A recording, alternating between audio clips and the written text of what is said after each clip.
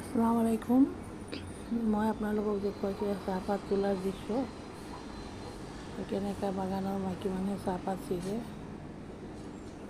আৰু আমি যিখন বাগানত ডাঙৰ হৈছোঁ এয়া চব বহুত ভাল আমাৰ লগত। মোক দেখা পাই কৈছে পেহী আহক বোলে আমাৰ ফটো উঠাব। আৰু চাহপাত সদায় দুই হাতেৰে তোলে। মই এখন হাতেৰে মোবাইল লোৱাৰ কাৰণে মই এখন হাতেৰে অলপ ছিগিছোঁ।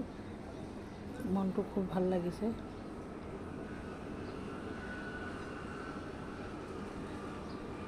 চব নিজৰ নিচিনা হৈ গ'ল মানুহখিনি আমাৰ।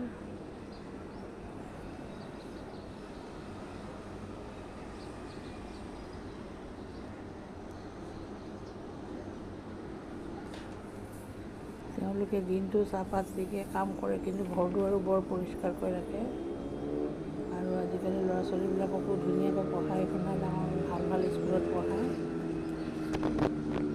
মাকহঁতে বহুত কষ্ট কৰে। চাওক কিমান ধুনীয়াকৈ চাহপাত ছিগি আছে।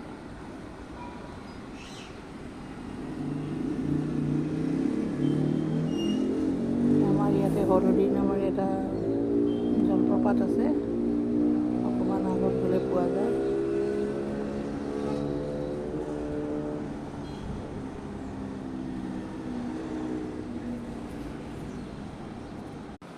চাহপাত তোলাৰ দৃশ্য কেনেকুৱা লাগিছে? ভাল লাগিলে লাইক কৰিব, কমেণ্ট কৰিব, শ্বেয়াৰ কৰিব আৰু নতুনকৈ কোনোবাই চালে ছাবস্ক্ৰাইব কৰিবলৈ নাপাহৰিব। আল্লাহ হাফিজ, বাই।